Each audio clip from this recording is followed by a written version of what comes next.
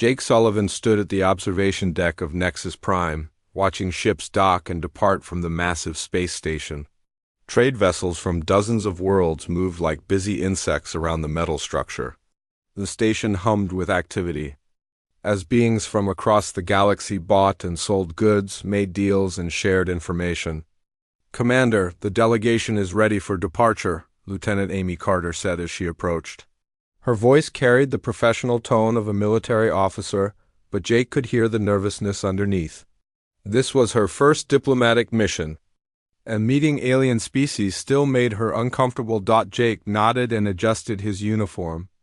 As Earth's diplomatic escort, he had made this trip many times before. The routine meetings with various alien councils had become normal for him over the years, but today felt different. Today, the Vorthik were coming. The Vorthik were legends. In the worst possible way. Every species in the galaxy knew their name and feared it. They stood 9 feet tall with thick, scaled skin that could stop most weapons. Their claws could tear through metal, and their teeth could crush bone. For thousands of years, they had swept across star systems, destroying entire civilizations that they considered weak or unworthy. Most species had learned to avoid Vorthak space entirely. Those who encountered them rarely lived to tell the story. The few survivors spoke of creatures that hunted with intelligence and cruelty, beings who saw war as art and death as entertainment. "Sir, why are we meeting with them?" Amy asked as they walked toward the docking bay. "I've read the reports. The Vorthak don't make treaties. They don't trade. They just take what they want." Jake remained silent. He had his orders, and those orders came from the highest levels of Earth Command. The meeting was classified, and even Amy didn't know the full purpose of their mission.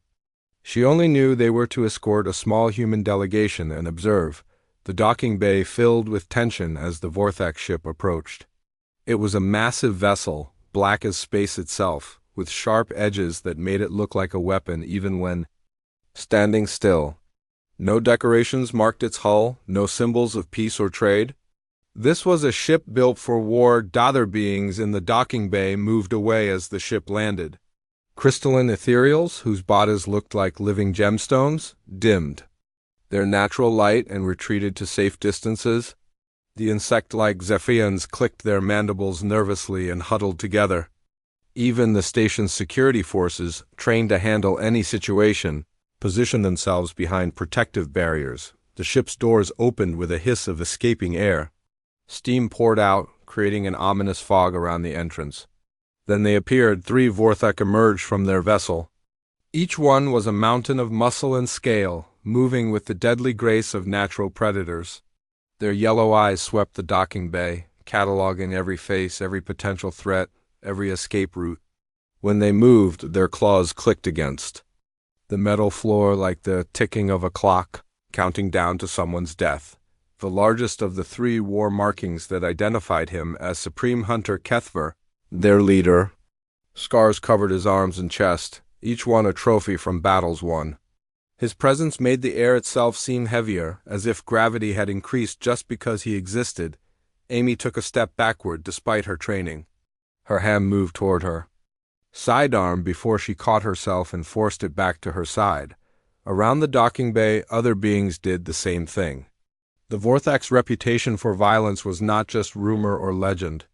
These were creatures that could kill with their bare hands, and everyone present knew it, but then something happened that no one expected. Supreme Hunter Kethver looked directly at the human delegation, his yellow eyes fixed on Jake specifically. Then, slowly and deliberately, the massive predator lowered his head in what could only be described as a bow. Not just a nod of acknowledgement, but a deep, respectful bow that lasted several seconds. The other 2 Vorthik followed their leader's example, bowing to the humans with the same level of respect. The docking bay fell completely silent. Amy's mouth opened in shock. The ethereal's light flickered with confusion. The Zephyrians stopped their nervous clicking entirely. Even the station's automated systems seemed to pause, as if the computers themselves couldn't process what they were. Witnessing Jake, however, showed no surprise at all. He stepped forward and returned the bow with equal formality. Supreme Hunter Kethver, he said in a calm, steady voice. "The honor is ours." Kethover straightened and spoke in perfect English, his voice like grinding stone. "Commander Sullivan. The debt remains, small one." Your kind's courage echoes through the void. Amy stared at Jake with wide eyes. How did the Vorthik leader know his name? Why were they showing respect to humans? What debt was he talking about? Other beings in the docking bay began to whisper among themselves. The ethereal's light patterns showed deep confusion and concern. The Zephyrians clicked rapidly in their own language, probably debating whether they should flee the station immediately. "Your words honor us, Supreme Hunter," Jake replied. "Shall we proceed to the meeting chamber?" Kethver nodded once. "Yes, there is much to discuss. The young races grow bold, and old promises may need to be renewed." As the group moved toward the station's interior, Amy fell into step beside Jake. "Commander," she whispered, "what's going on? Why are they treating us like this?" Jake kept his eyes forward. "Some things are classified for good reasons, Lieutenant. Trust me on this." But Amy could see that other species were watching them with new eyes. The fear was still there, but now it was mixed with something else. Curiosity, respect, perhaps. Even a little bit of fear directed at the humans themselves. Word would spread quickly through the galaxy's communication networks. By tomorrow, every major government and trading house would know that the Vorthek, the most feared predators in known space, had bowed to humans. They had shown respect to a species that most aliens considered young and relatively harmless. The question everyone would be asking was simple: why? Jake knew the answer, but that knowledge was a burden he had carried alone for 15 years. As they walked through the corridors of Nexus Prime, he wondered how much longer the secret could be kept. Some truths were too big to stay hidden forever behind. Them, beings from dozens of worlds, watched the humans disappear into the station's depths, each one trying to understand what they had just witnessed. The galaxy would never look at humanity the same way again. Amy Carter could not sleep. She lay in her quarters aboard the transport ship heading back to Earth, staring at the ceiling and replaying the events at Nexus Prime over and over in her mind. Every time she closed her eyes, she saw the massive Vorthak bowing to their small human delegation. The image made no sense. She had spent years studying alien cultures and military tactics. The Vorthik were apex predators, beings who saw other species as either threats to eliminate or prey to hunt. They had destroyed entire star systems without showing mercy or remorse. Yet they had treated Jake Sullivan with more respect than they showed their own kind. The meeting itself had been equally strange. Supreme Hunter Kethver had spoken about old agreements and changing times. He mentioned species that were growing, too bold, testing boundaries that should not be crossed. But every time Amy thought he might reveal something important, Jake would steer the conversation away from details. Now, 3 days later, Amy decided she needed answers. She found Jake in the ship's observation lounge, drinking coffee and watching. The stars streamed past as they traveled through hyperspace. He looked tired, older than his 45 years. The weight of command had always been visible on his shoulders, but now it seemed heavier. "Commander," she said, taking a seat across from him, "we need to talk." Jake looked at her and sighed. "I figured this conversation was coming." "What do? You want to know?" "Everything. How did that alien know your name? Why did they bow to us? What debt was Kethver talking about? And don't tell me it's classified." "I have clearance for this mission. Your clearance covers the current mission, Lieutenant. It doesn't cover events from 15 years ago." Amy leaned forward. "So there were events. Something happened between humans and the Vorthak that I don't know about." Jake was quiet for a long moment, weighing his words carefully. "There was an incident. A small human exploration team encountered Vorthak forces in the Corvani system. The situation was resolved, but Earth Command classified the entire event. What kind of resolution earns respect from the galaxy's most feared predators?" "Before Jake could answer, the ship's communication system activated. Captain Bill Norton's voice filled the lounge. "All crew to stations. We're receiving priority transmissions from multiple sources. Jake and Amy hurried to the bridge, where Captain Norton was reviewing incoming messages with a confused expression.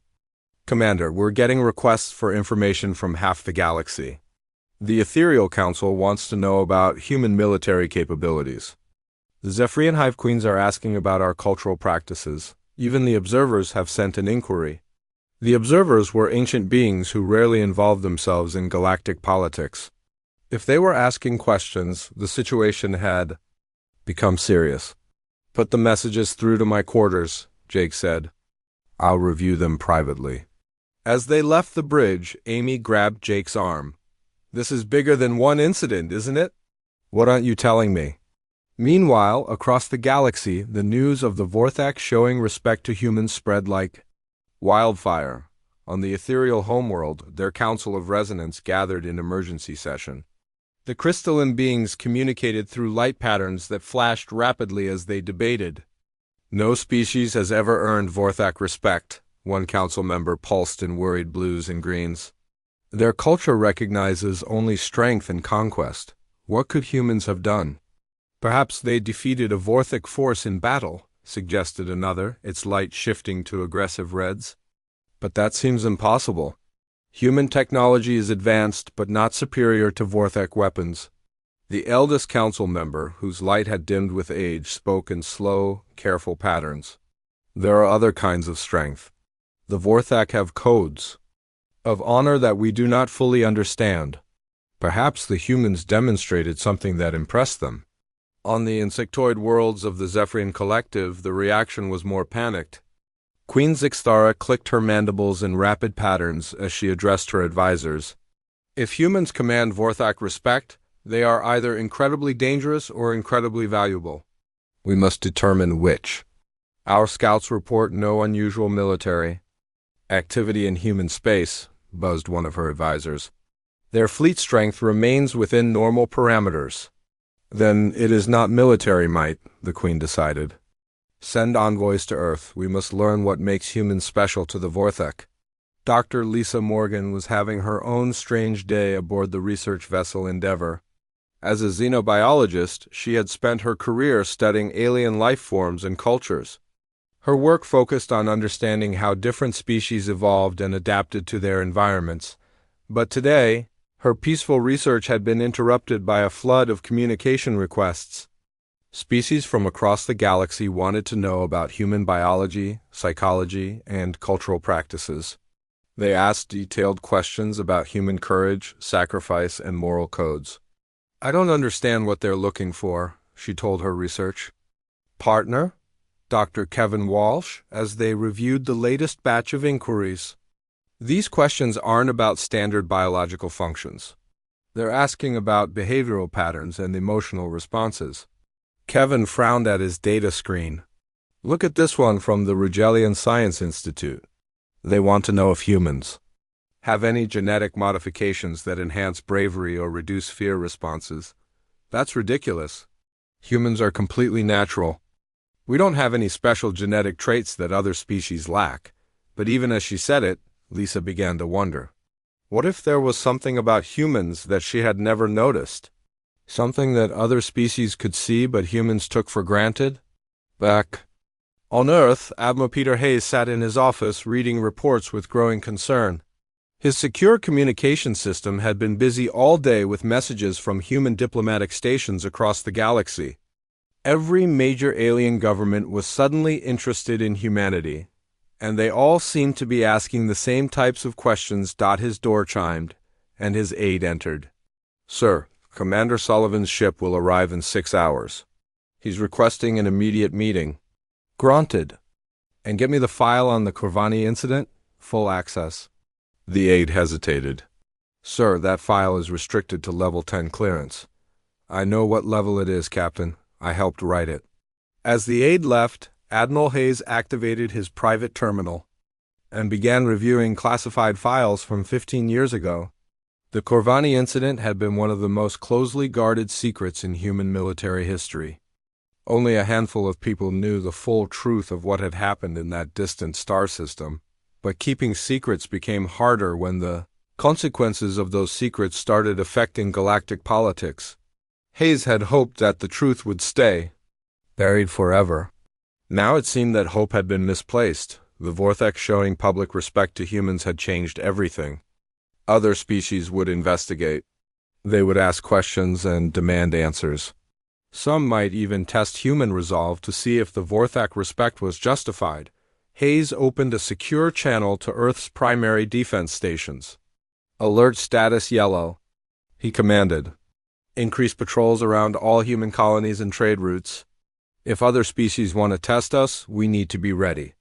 As reports continued to flood in from across the galaxy, one thing became clear: the secret Jake Sullivan and a few others had kept for 15 years was about to become impossible to maintain. The galaxy had taken notice of humanity, and they would not stop asking questions until they found their answers. The truth about the Corvani incident would come out eventually.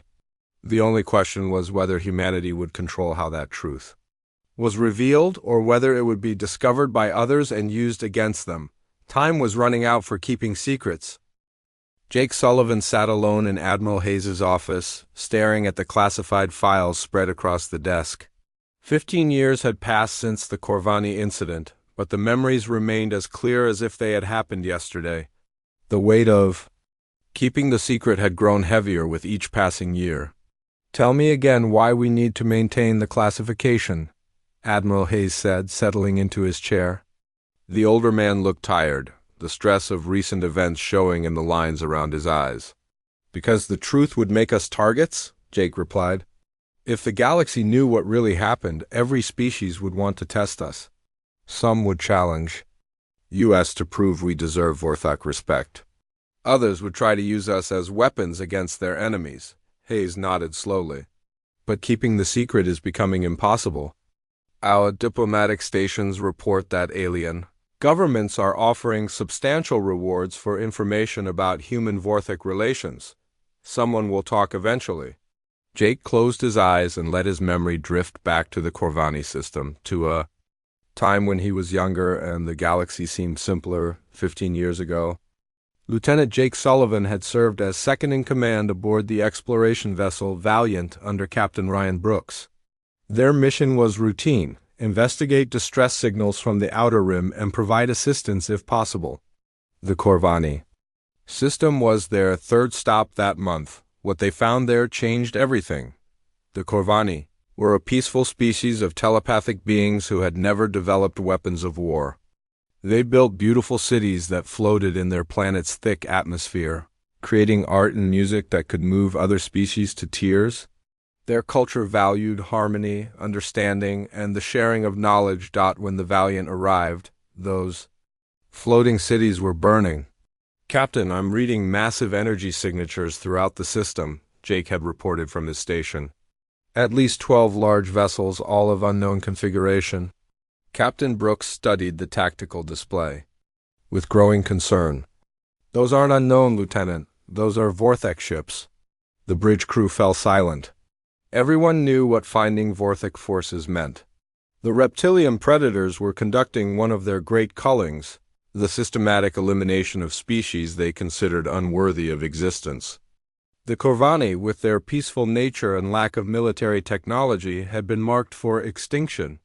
"Sir, we need to leave immediately," the ship's tactical officer had urged. "The Valiant is no match for a Vorthok hunting fleet. We can't help the Corvani if we're destroyed." But Captain Brooks had stood frozen at the center of the bridge, watching the destruction on the main screen.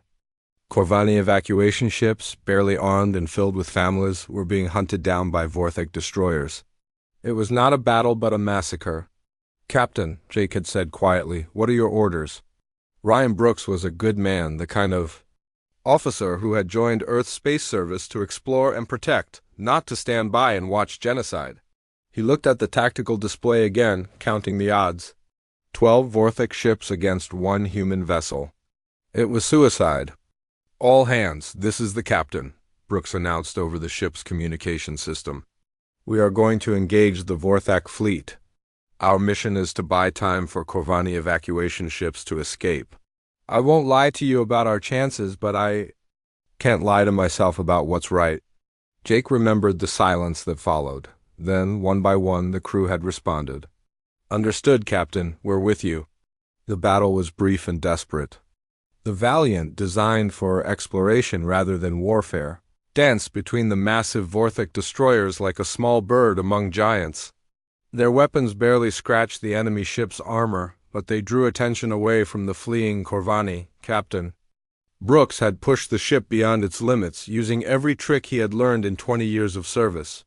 They disabled one Vorthok vessel with a suicide run on its engine core, ramming their ship into the massive predator and sending both vessels tumbling out of control. Half the human crew died in that collision, including Captain Brooks himself. Jake, thrown clear in an escape pod with the survivors, had watched his captain sacrifice himself to save people he had never met, but the sacrifice worked.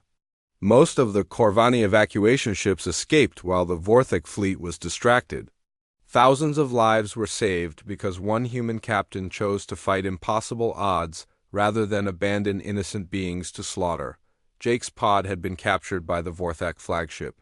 He expected torture, interrogation, and eventual death. Instead, he found himself face to face with a young Vorthok hunt leader named Kethver. "You are the second of the small ship," Kethver had said in broken English. His scarred face showed curiosity rather than anger. "Why did your pack leader choose death?" "The Corvani were not your kind." "Because it was the right thing to do." Jake had answered. Kethver studied him for a long moment. "Your captain showed the true hunt. He faced certain death for others with no hope of victory. This is the highest honor in Vorthok culture." "I don't understand." "For thousands of years, we believed only Vorthok possessed the courage for the true hunt. Your species has shown us otherwise. This changes much." Jake had expected to die in that cell, but Kethver had other plans. The young hunt leader convinced his superiors that humans had demonstrated something remarkable. They were declared kin of the hunt, a status no alien species had ever achieved. The Vorthok released Jake and the other human survivors. More importantly, they established a protected zone around the new Corvani homeworld, ensuring the peaceful species would never again face extinction. But Earth Command had classified the entire incident upon Jake's return. The official report stated that the Valiant had been lost to system failure while investigating an asteroid field. Captain Brooks and his crew were honored as heroes who died in the line of duty, but the true nature of their sacrifice remained secret. "The classification was supposed to protect us," Jake told Admiral Hayes, returning to the present. "If other species knew that one act of courage had earned us Vorthok respect, they would expect us to prove ourselves again and again." Hayes leaned back in his chair. "But now the secret is getting out anyway.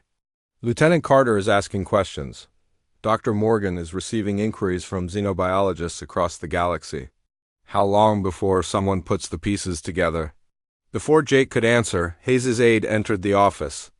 "Sir, priority transmission from the research vessel Endeavor. Dr. Morgan reports contact with Corvani refugees who are requesting permission to speak with human authorities." Jake and Hayes exchanged looks.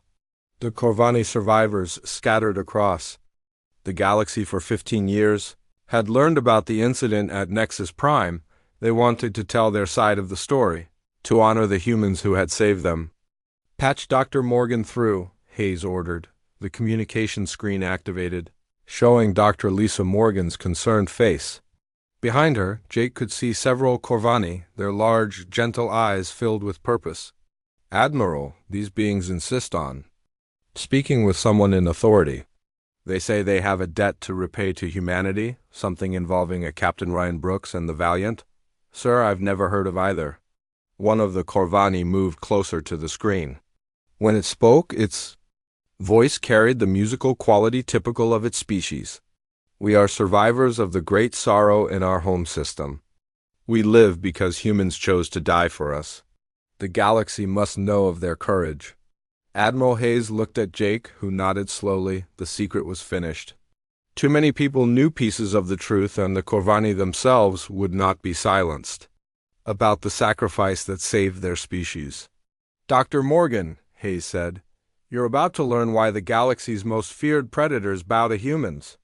And God help us all when that knowledge spreads." Dr. Lisa Morgan listened in stunned silence as the Corvani elder, Veltar, told the story of humanity's sacrifice in their home system. The musical voice of the telepathic being carried emotions that needed no translation: gratitude, sorrow, and a deep respect that transcended species barriers. Your Captain Brooks and his crew saved over 50,000 of our people, Veltar explained, his large eyes reflecting the soft light of the research vessel's medical bay. They knew they would die, yet they chose to fight the great hunters, to give us time to escape. Lisa looked at the data pad in her hands, trying to process the information. According to official records, the exploration vessel Valiant had been lost in an asteroid field accident 15 years ago. There was no mention of battles, aliens, or heroic sacrifices. Why hasn't this story been told before? She asked. Another Corvani, younger but bearing the same gentle dignity as the elder, spoke up. Your leaders feared the truth would bring danger to your species. They believed other races would test your courage or use you as weapons. We respected their wishes, but now the galaxy knows something happened. The time for silence has passed. On Earth, Amy Carter was conducting her own investigation. Admiral Hayes had granted her access to Lieutenant Commander Jake Sullivan's service record, though most of the critical details remained classified. What she found raised more questions than answers. Jake had served aboard the Valiant under Captain Ryan Brooks. The ship had been listed as lost with all hands in the Corvani system. But Jake was obviously alive, and his record showed a promotion and transfer to diplomatic services immediately after the incident. There's a gap here, she told her research assistant, Lieutenant Dan Cooper, as they reviewed files in Earth commands. Archives. 6 months of missing time between the Valiant's destruction and Jake's new assignment. What happened during those 6 months? Dan highlighted sections of the service record on his screen. Look at the medical reports. Commander Sullivan was treated for injuries consistent with ship-to-ship combat and atmospheric exposure. These aren't asteroid impact wounds. Amy studied the data more carefully. The medical records painted a picture of someone who had survived a violent encounter in space. Burns from energy weapons, decompression injuries, psychological trauma from witnessing the deaths of crewmates. This was not the profile of an accident survivor. Meanwhile, across the galaxy, the reactions to humanity's mysterious status with the Vorthak were growing more intense. The Nexus Syndicate, a loose coalition of criminal organizations, had taken particular interest in the situation. Crime boss Victor Rex, a human who had fled Earth years ago to avoid prosecution, saw opportunity in the confusion. From his headquarters on the lawless world of Blackport, he addressed his lieutenants with cold calculation. If the Vorthak respect humans, then human identity becomes valuable, he told them. We can pose as official Earth representatives and demand protection money from weaker species. They'll pay rather than risk offending the allies of the great hunters. His second-in-command, a cyborg named Steel Jake, raised a concern. What if the real Earth government objects? They've got decent military forces? Rex smiled without warmth. Earth's forces are scattered across dozens of systems. They can't be everywhere at once. Besides, I think their Vorthak connection is a bluff. No way those predators actually respect anyone. The Syndicate began making plans to test human resolve, starting with attacks on isolated human research stations and trade posts. If humans were truly protected by Vorthak power, the attacks would bring swift retaliation. If not, the criminal organization could expand its operations into human space, back on the research vessel Endeavor. Dr. Morgan was learning about Vorthak culture from the Corvani survivors. What they told her challenged everything she thought. She knew about the galaxy's apex predators. The great hunters live by the code of the true hunt, Veltar explained. They believe that facing certain death for something greater than yourself is the highest form of courage. For thousands of years, they thought only their own species possessed this trait. But Captain Brooks and his crew changed that, Lisa said, beginning to understand. Yes, when they attacked the hunting fleet to save us, they demonstrated the true hunt in its purest form. Young Kethver, who is now Supreme Hunter, witnessed this sacrifice. He declared humans to be kin of the hunt, worthy of respect and protection. Lisa felt the pieces of the puzzle clicking into place. That's why they bowed at Nexus Prime. They weren't showing submission, they were showing honor. The implications were staggering. Humanity had earned the respect of the galaxy's most feared species not through superior technology or military might, but through moral courage and willingness to sacrifice for others. It was a reputation that could either elevate human status among the stars or make them targets for those who wanted to test that courage. Her communication system activated, showing Admiral Hayes' face on the screen. Dr. Morgan, I'm authorizing you to learn the full truth about the Corvani incident. Commander Sullivan is being transferred to your vessel to brief you and prepare for what's coming. What's coming, Admiral? Reports indicate that criminal organizations are planning to test our resolve. They think our connection to the Vorthek is a deception.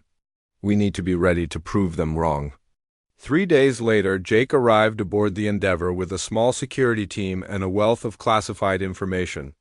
As he sat with Dr. Morgan and the Corvani survivors, he finally told the complete story of what had happened 15 years ago. Captain, Brooks knew we couldn't win, Jake said, his voice carrying the weight of memory. But he also knew we couldn't watch innocent beings be slaughtered. So he made the choice that defined humanity in Vorthek eyes. He chose death with honor over life with shame. Veltar reached out with one thin, graceful hand and touched Jake's arm. Your captain and his crew live in our memories. We have passed their story to our children, and they will pass it to theirs. Humans are remembered with honor on our new world. The problem is, Jake continued, now the secret is out. Other species know something happened between us and the Vorthek. Some will respect us for it. Others will challenge us to prove we deserve that respect. As if summoned by his words, the ship's alarm system activated. Captain Norton's voice echoed through the corridors. All hands to battle stations. We're detecting multiple ships approaching at high speed. Configuration unknown, but they're not responding to our hails. Jake and Lisa rushed to the bridge, where tactical displays showed 5 ships moving in attack formation toward the Endeavour. The vessels were of mixed design, clearly modified for combat by someone with extensive resources. Captain, we're receiving a transmission. The communications officer reported. The main screen flickered to life, showing Victor Rex's scarred face. Attention, Earth vessel. You're in violation of Syndicate space. Surrender your ship and cargo, or be destroyed. Jake stepped forward. This is Commander Sullivan of Earth Command. You are threatening a diplomatic vessel in neutral space. Withdraw immediately, Rex laughed. Earth Command?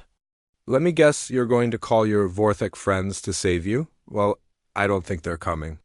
I think your whole alliance is a lie designed to make other species fear you. The Syndicate ships opened fire, their energy weapons striking the Endeavour's shields. The research vessel shuddered under the assault, its peaceful design never intended for combat. Shields at 60%, reported the tactical officer. Hull breaches on decks 3 and 7. Jake looked at the tactical display, counting the enemy ships and calculating their chances. The Endeavour was outgunned and outnumbered. In a few minutes they would be destroyed or captured, but as he prepared to order the evacuation pods launched, another voice spoke up from behind him. Commander, Veltar said quietly, perhaps it is time for us to repay our debt to humanity. The Corvani elder moved to the communications station and activated a beacon that Jake had never seen before. Within seconds, space began to ripple around. The battle site the Vorthek had been watching. And they were not pleased with what they saw. The space around the research vessel Endeavour exploded into chaos as 3 massive Vorthek destroyers materialized from hyperspace. Each ship was twice the size of the Syndicate vessels, their dark hulls bristling with weapons that could reduce planets to rubble. Victor Rex's confident expression vanished from the communication screen, replaced by the kind of terror that came from realizing you had made a fatal mistake. Retreat! All ships retreat now. But Supreme Hunter Kethver's voice cut through the criminal's panic like a blade through flesh. No retreat will be permitted. You have attacked the kin of the hunt. You will face judgment. The Vorthak ships moved with deadly precision, their weapon systems targeting the Syndicate vessels. But instead of immediately destroying them, they held their fire. Waiting. Jake stepped forward to the communication console. Supreme Hunter, we appreciate your assistance, but we can handle this situation. Amy Carter, who had arrived with Jake's security team, stared at him in amazement. He was talking to the galaxy's most feared predators as if they were old friends, Kethverus. Scarred face appeared on the main screen, his yellow eyes focused on Jake with something that might have been amusement. You wish to prove your worthiness yourself, small one? Very well, but know that we watch. Honor demands no less. The Vorthak ships withdrew to a safe distance but remained in the area, their weapons trained on the Syndicate fleet. The message was clear. The humans would be allowed to fight their own battle, but any cowardice or treachery would be met with swift destruction. Jake turned to Captain Norton. Can we fight them? Norton studied his tactical displays. We've got emergency weapon systems, but this is a research vessel. We're not built for combat. Then we make do with what we have, Jake decided. All hands prepare for battle.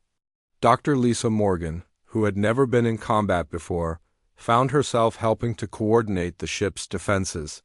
The Corvani survivors, despite their peaceful nature, worked alongside the humans to repair damage and tend to the wounded.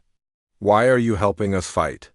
Lisa asked Veltar as they worked to restore power to the ship's shields. The Corvani elder's large eyes reflected deep wisdom. Because 15 years ago, humans fought for us when they had no reason to do so. Now, we fight beside you because it is right. The battle resumed with desperate intensity. The Endeavor's improvised weapons managed to disable one Syndicate ship, but the remaining 4 pressed their attack. The research vessel's shields failed, and enemy boarding parties began cutting through the hull. Amy found herself leading a defense team against Syndicate soldiers who had breached the ship's lower decks. As she fired her weapon at attackers, who outnumbered her team 3-1, she finally understood what Jake had been carrying for 15 years. This was what humans did. When faced with impossible odds and certain death, they fought anyway. Not because they expected to win, but because letting innocents suffer was unacceptable. Fall back to the central corridor, she ordered her team. We'll make our stand there. But as the Syndicate forces closed in, something unexpected happened. The ship's intercom crackled to life, carrying a transmission from one of the disabled enemy vessels. This is Captain Steel Jake to all Syndicate forces. I'm ordering an immediate ceasefire and withdrawal. Victor Rex's angry voice cut in from the command ship. Belay that order. Continue the attack. Negative, boss. I've been monitoring Vorthak communications. They're not just watching, they're recording everything for their archives. How we fight here will determine how they treat all humans for generations to come. Jake Sullivan, monitoring the transmissions from the bridge, realized what was happening. The cyborg criminal understood something that his boss did not. This battle was not just about one research vessel. It was a test of human character that would echo through galactic history. Attention all personnel, Jake announced over the ship's communication system. The enemy is withdrawing. Stand down from combat alert, but remain ready. As the Syndicate ships limped away from the battle site, Supreme Hunter Kethver's voice filled the Endeavor's bridge once more. Well fought, kin of the hunt. Your courage burns as bright as ever. We had good teachers, Jake replied, looking at the Corvani survivors who had fought beside them. 3 days later, Jake stood before the Galactic Council on the neutral station Harmony Point. Representatives from dozens of species filled the great chamber, all of them waiting to hear the truth about humanity's relationship with the Vorthak. Amy stood beside him, no longer the confused lieutenant who had watched aliens bow to humans at Nexus Prime. She had seen combat now, had led beings of different species in battle against a common enemy. The experience had changed her. Honored delegates, Jake began, his voice carrying clearly through the chamber. I stand before you today to reveal the truth about the Corvani incident, and why the Vorthak call humans their kin of the hunt. He told the complete story, then holding nothing back. He spoke of Captain Ryan Brooks and the crew of the Valiant, who had chosen death over dishonor. He described the Corvani survivors, peaceful beings who had been marked for extinction simply because they could not defend themselves. He explained the Vorthic concept of the true hunt and how one human captain's sacrifice had earned respect from the galaxy's apex predators. When he finished, the chamber was silent for a long moment. Then Veltar rose from the section reserved for non-aligned species. "The human speaks truth," the Corvani elder said, his musical voice carrying across the great hall. "We live because humans chose to die for us. This is the courage that the great hunters recognize. This is why they bow to your species." Supreme Hunter Kethver stood as well, his massive form towering over the other delegates. "The small ones have proven themselves again and again. At Corvani they showed the true hunt. In recent battle, they fought with honor against superior numbers. They are worthy of respect." The ethereal council member pulsed with thoughtful light patterns. "This explains much. Humans command respect, not through force but through willingness to sacrifice for others." Over the following weeks, the revelation changed humanity's place in galactic politics. Some species approached Earth with new respect, seeking alliances with beings who had earned Vorthic approval. Others challenged human colonies, testing whether the courage demonstrated at Corvani was real or just legend. Each time they were tested, humans responded the same way. They fought when fighting was necessary, protected the innocent when protection was needed, and never backed down from doing what was right simply because the odds were bad. Jake was promoted to ambassador, tasked with building bridges between species who had never trusted each other before. Amy became the first human to serve as a liaison with Vorthic hunting fleets, learning their culture and teaching them about human values. Dr. Lisa Morgan established the Corvani Institute, a research center where beings from different worlds could study cooperation and courage across species lines. The Corvani survivors became teachers there, sharing their story with anyone who would listen. But the greatest change was in how humans saw themselves. For years, they had been the new species in the galaxy, trying to find their place among ancient civilizations. Now they understood that their place was not determined by age or technology, but by character.